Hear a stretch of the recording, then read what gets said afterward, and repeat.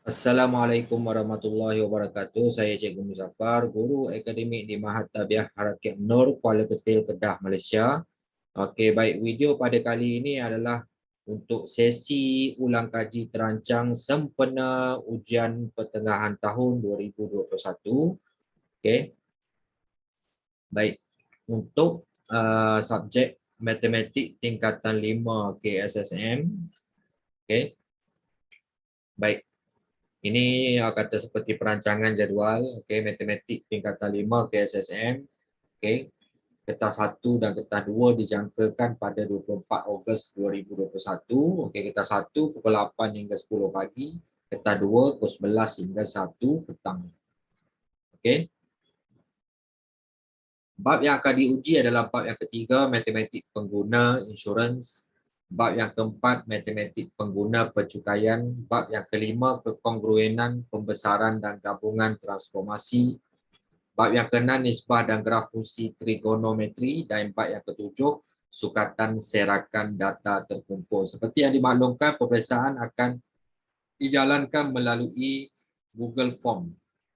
Okey, jika tiada masalah dengan Google Form, kita teruskan dengan Google Form. Jika ada masalah, kita akan periksa secara manual lah, dan soalan akan diberikan dalam bentuk PDF lah. Okey, baik. Tanpa melengahkan masa lagi, untuk video kali ini, video part 1 ni, untuk sesi ulang kaji terancang yang pertama ni, okay, kita akan sentuh kertas 1. Okey, kita terus pergi kepada soalan yang pertama. Okay, Encik Chin menetap di Bintulu. Dia ingin membeli satu polisi insurans motor bagi keretanya. Okay, maklumat yang diberikan dekat situ, jumlah yang ingin diinsurankan RM40,000. Umur kenderaan 7 tahun. Kapasiti enjin 1783 cc. NCD 45%. Jadual di bawah menunjukkan kadar premium bagi polisi motor di Malaysia. Okay, Bintulu, kita tengoklah lokasi dia. Bintulu kat mana? Sarawak. Jadi kena tengok kata jadual yang bahagian Sarawak ni lah polisi komprehensif dengan polisi pihak ketiga. Soalan dia, hitung premium kasar bagi kereta Encik Chin untuk polisi pihak ketiga, kebakaran dan kecurian. Okey, baik. Terus pergi kepada penyelesaian dia kat sini. Pertama sekali kita kena kira polisi komprehensif dulu. Okey. Mula-mula untuk RM1000 yang pertama, kita rujuk dekat jadual ni untuk kawasan Bintulu tu, Sabah Sarawak kan. Jadi kita tengok kapasiti enjin 1783 cc tu bahagian mana. Maksudnya yang tidak melebihi 2200 cc. Jadi kita ambil yang ni. RM RM243.90. Okey, lepas tu untuk yang baki tu RM20.30 kena darab dengan setiap RM1000 baki, setiap unit RM1000 baki ya. Okey, RM40,000. Okey, tolak dengan 1000 yang pertama tadi, tinggal baki dia RM39,000. Jadi 39 bahagi dengan 1000 dapat RM39. Jadi RM20.30 darab dengan 39 dapat RM791.70.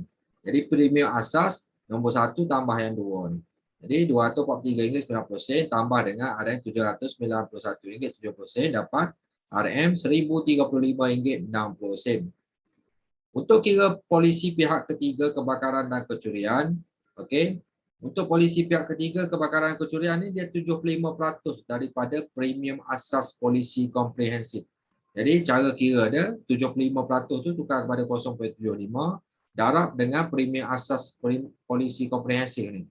RM1035.60 dapatlah RM776.70. NCD 45% tukar kepada 0.45 darab dengan premium asas yang kita dah kira ni. RM776.70 sama dengan RM300 RM49.515. Premium kasar dia nombor 1 tolak nombor 2. Maksudnya premium asas tolak NCD. RM776.70 tolak RM349.515 dapat RM427.19. Okey. Selesai soalan nombor 1. Kita pergi kepada soalan nombor 2. Okey, masih lagi berkaitan dengan insurans. Kali ini insurans rumah. Okey. Encik Ramanaden menginsurankan rumahnya dengan insuran kebakaran. Nilai boleh insuran rumahnya RM420,000. Koinsuran 80% daripada nilai boleh insuran rumahnya. Deductible RM5,000. Dia menginsurankan rumahnya dengan jumlah insuran yang diperlukan. Hitung jumlah pampasan yang diterima oleh Encik Ramanaden jika rumahnya musnah sepenuhnya. Okey.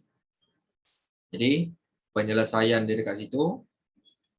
Okay, jumlah insurans yang telah dibeli 80% darab dengan nilai boleh insurans rumah.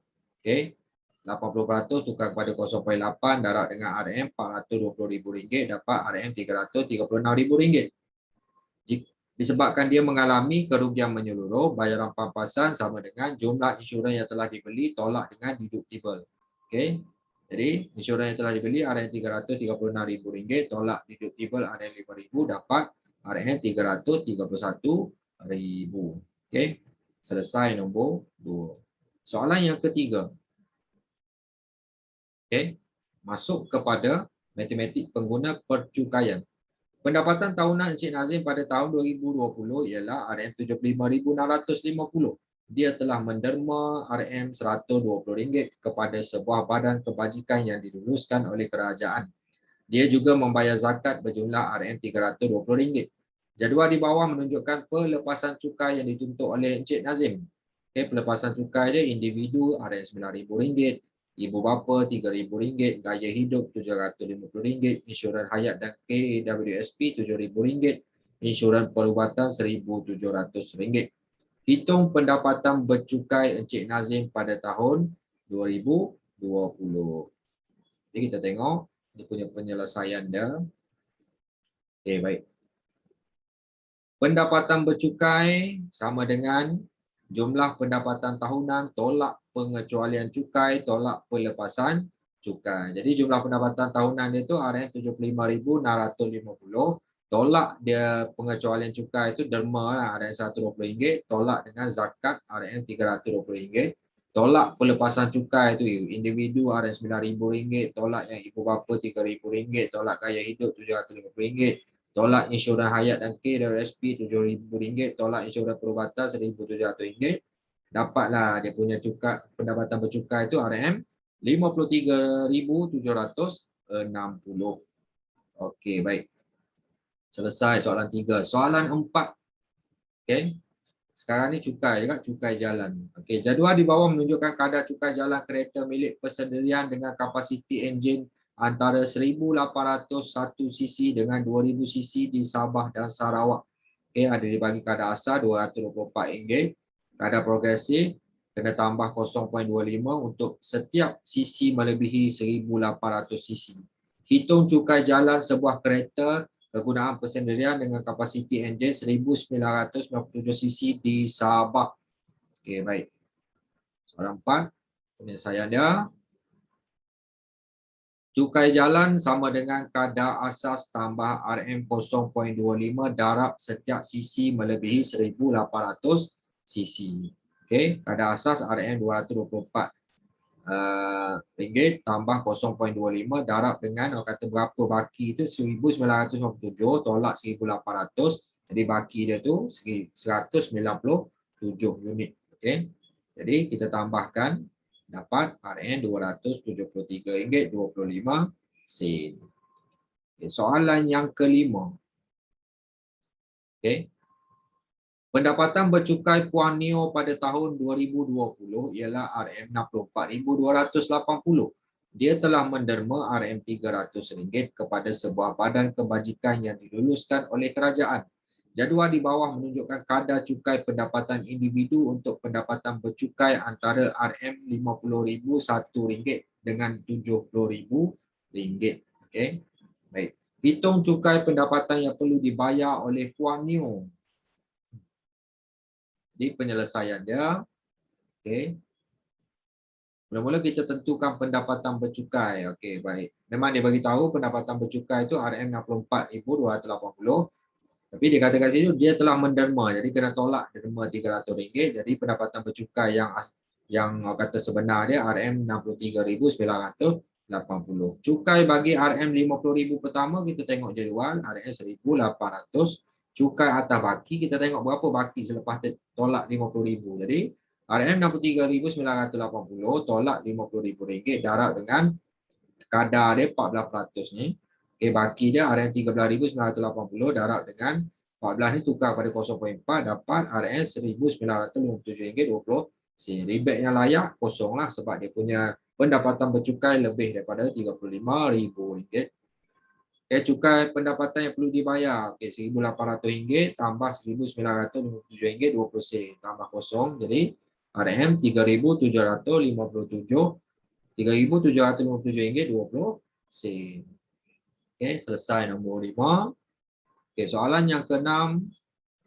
Okay, cukai pintu. Okay, anggaran sewa bulanan rumah Mas Linda ialah RM680 dan kadar cukai pintu ialah 5%. Hitung cukai pintu yang perlu dibayar oleh Mas Linda untuk setiap setengah tahun. Okay, tengok penyelesaian dia. Nombor 6.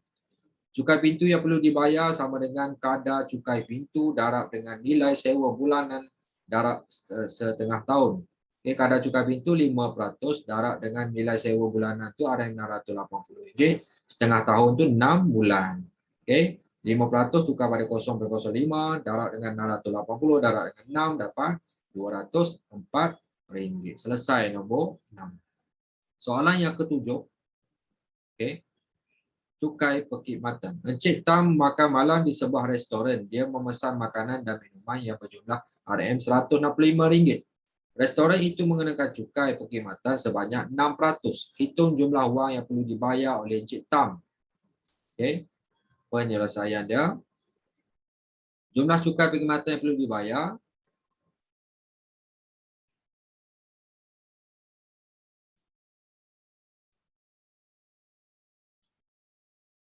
Okay.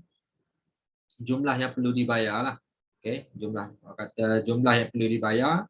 Harga makanan dan minuman tambah 6% darab dengan harga makanan dan minuman. Jadi RM165 tambah 6% tu tukar pada 0.06 darab dengan RM165. Okay, RM165 tambah dengan yang ni dapat RM9.90 dapat RM174.90. Jadi dia perlu bayar RM174.90.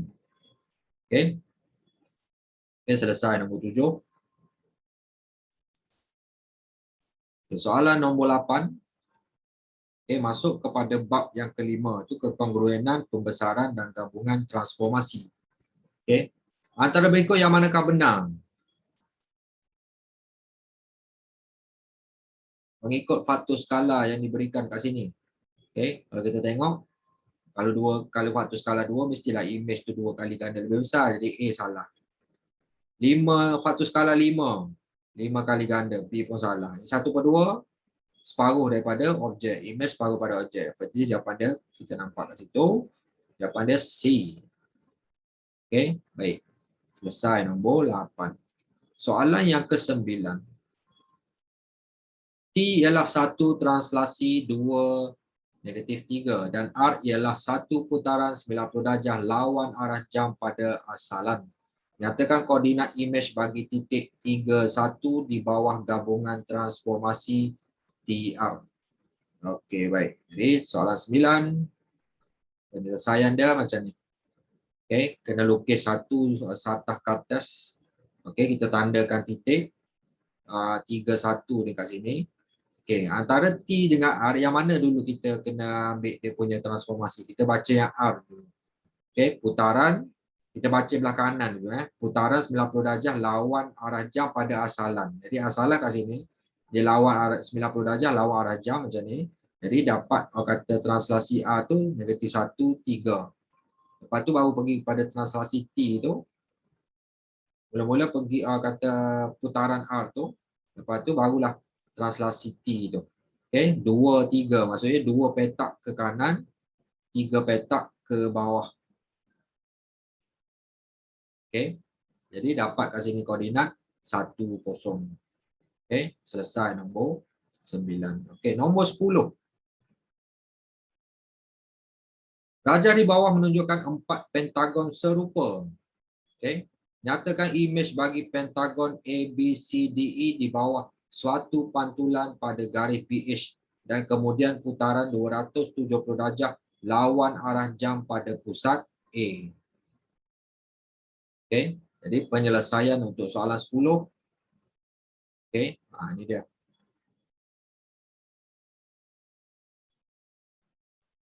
Mula-mula pantulan pada garis BH kat sini dapat objek dia yang ni ABMLK.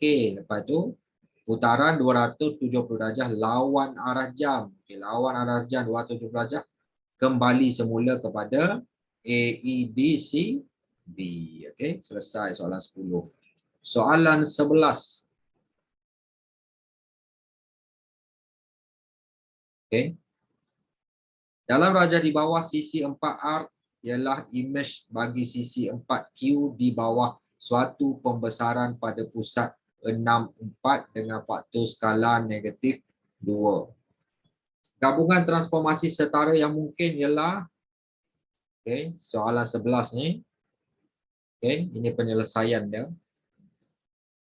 Okay, jawapannya B, putaran 180 darjah dengan pusat 54 dekat titik 54. Okay. Kemudian pembesaran pada pusat 24. Okay. Dengan faktor skala 2. Okay. Yang atas ni kita tengok faktor skala negatif 2, maksudnya objek, orang kata dia punya image tu terbalik kepada objek. Ni kena tengok balik bahagian bab kata pembesaran ni. Okay. Soalan 12 masuk kepada bab yang ke-6, nisbah dan graf fungsi trigonometri. Okey, soalan dia. Dalam rajah di bawah, titik P terletak di atas suatu bulatan unit berpusat O. Hitung nilai bagi cos X, cosinus X. Okey, jadi penyelesaian dia. Okey. Sekarang ni X ni, okey, berada pada sukuan kedua. Jadi ditanya cos X. Okay, cos tu bertanda negatif pada sukuan kedua. Jadi cos N sama dengan, kita ambil, kita letakkan negatif dekat depan. Magnitud sebelahan. Koordinat sebelahan tu. Okay. Dia koordinat dia memang negatif 0.8378. Kita ambil magnitud. Magnitud dia 0.8378 bahagi dengan hipotenus. Okay, hipotenus ni kata dia punya bulatan unit dia, ukuran dia 1 kan. Okay. Jadi negatif dalam kurungan 0.8378 bahagi dengan 1. Jadi dapat negatif lah. Negatif 0.8378. Okey, selesai soalan 12. Soalan 13. Rajah di bawah menunjukkan titik P pada suatu satah kartes. Hitung nilai P. Okey, P itu sudut yang lebih daripada 180 kat sini. Okey, bagaimana kita nak tentukan? Okey, pergi kepada soalan 13, penyelesaian dia macam ni. Okey, yang atas ni 180, bawah ni kita anggap sebagai theta lah. Theta ni nak tentukan macam mana? Okey, kat sini sukuan ketiga ni, yang positif ialah tangent. Sebab kita tengok jawapan dia positif semua. Jadi, kita ambil yang positif. Okey, tangent positif. Tangent positif sama dengan magnitud setentang. Setentang dengan sudut theta ni. Dan bahagi dengan magnitud sebelahan. Maksudnya yang setentang kita ambil kata magnitud yang koordinat Y dia ni. Okey, kita buang negatif, kita ambil 0.54 magnitud saja. Dengan kata magnitud sebelahan dia tu kita ambil 0.48. 0.54 bagi 0.48 dapat 1.125. Jadi nak dapatkan theta sudut berapa, tekan kalkulator tu, shift tan tu dapat 48 darjah 22 minit. Untuk dapat sudut P, okay, sudut P itu 100, orang kata sudut theta yang kita dapat tambah dengan 180 darjah.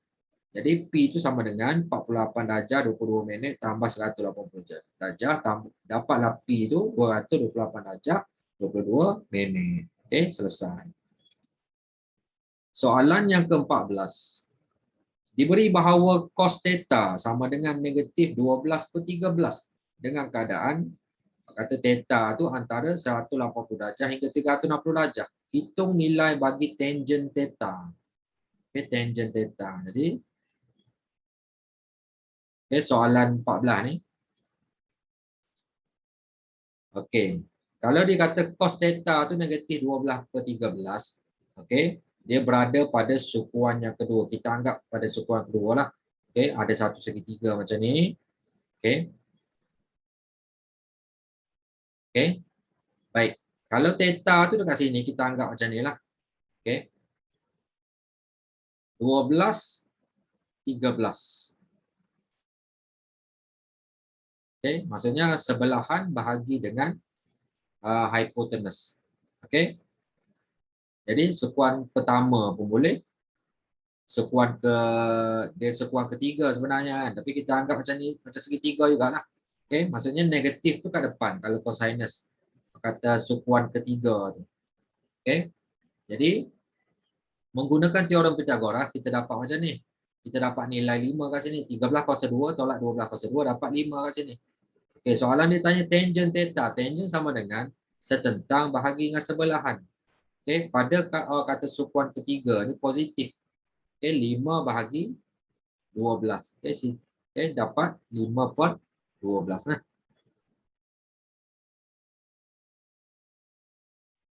Soalan 15. Raja di bawah menunjukkan dua segitiga bersudut tegak. Okay, QRST ialah garis lurus dan QR sama dengan RS. Diberi sin sudut RUS sama dengan 3/5. Hitung nilai bagi tangent X. Okay, tangent X, sukuan yang kedua. Jadi soalan 15. Penyelesaian dia. Okay, pada sukuan kedua, tangent bertanda negatif. Okay, jadi kat sini maklumat dia bagi dah tadi 3/5 kan. Jadi QR sama dengan RS. 3/3. Jadi guna teorem Pythagoras, 10 kuasa 2 tolak 6 kuasa 2 dapat, kata punca kuasa 2 dapat 8 kat sini. Okay, jadi untuk tangent letak negatif dekat depan. Okay, 8 bahagi 6 setentang bagi sebelahan. Okay, kecilkan jadi negatif 4/3. Dapatlah jawapan dia. Okay. Soalan 16. Dalam raja di bawah, STU ialah garis lurus. Diberi sin X sama dengan 12/13. X kat sini. Hitung nilai bagi cos Y. Okay. Penyelesaian dia. Sukuan kedua, cos bertanda negatif. Okay. Jadi ini dia bagi ni sin X 12/13. Y kat sini. Jadi sukuan kedua lah, maksudnya sudut yang lebih daripada 90 darjah kurang daripada 180 darjah. Okay. Cos negatif. Jadi maklumat dia kita dah dapat kat sini tadi 12, 13. Jadi cos sebelahan dengan hypotenuse. Letak negatif kat depan. Sebelahan ialah 12, hypotenuse 13. Jadi negatif 12/13. Selesai soalan 16. Soalan 17. Kita masuk kepada bab 7. Sukatan serakan data terkumpul. Okay. Jadual kekerapan di bawah menunjukkan bilangan pengunjung ke Taman Burung dalam masa 40 hari. Okay, bilangan pengunjung dia ada ini kelas dia lah. Kekerapan untuk setiap bilangan pengunjung mengikut setiap kelas. Diberi hasil tambah F kuasa 2 sama dengan 1.188.706 dan min 172.3. Hitung sisian piawai bagi data itu. Okey, baik. Menggunakan rumus sisian piawai, penyelesaian dia macam ni. Sisian piawai sama dengan punca kuasa 2. Hasil tambah F kuasa 2 ni bagi dengan hasil tambah F tolak dengan min kuasa 2. Okey, hasil tambah F kuasa 2 dah ada 1.188.706 ni bahagi dengan jumlah kekerapan semua sekali dia dah bagi dah 40 hari tu. Okey, 40 tolak min kuasa 2. Min dah ada kat sini, kuasa 2 dapatlah 5.510. Seterusnya soalan 18. Raja di bawah ialah ogif yang menunjukkan masa yang diambil oleh 100 orang pelancong yang menyewa basikal di sebuah taman rekreasi. Hitung julat antara kuartil bagi ogif itu. Okey, baik. Cara untuk kira julat antara kuartil ni. Okey. Daripada jadual tu, okey, mula-mula untuk kuartil 1, 1/4 daripada 100 25. Daripada 25 tu kita tarik ke kanan, bersilang dengan ogif, kita tarik ke bawah, dapat dia punya masa. Masa dapat 20 minit. Kuarti ketiga ni 3/4 daripada 100 tu.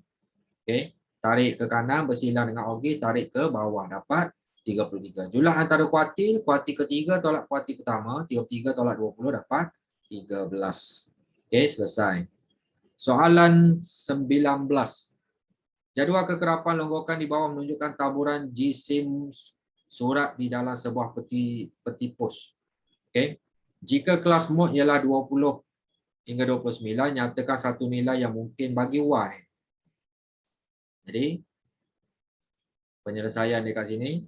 Okay. Kat sini kekerapan longgokan. Okay. Cara kira kekerapan longgokan tu, okay, kat sini kita tak tahu berapa kat sini. Jadi Y tambah berapa, jadi 14. Okay. Jadi kita kira daripada bawah, ini 30 dengan 23, 30.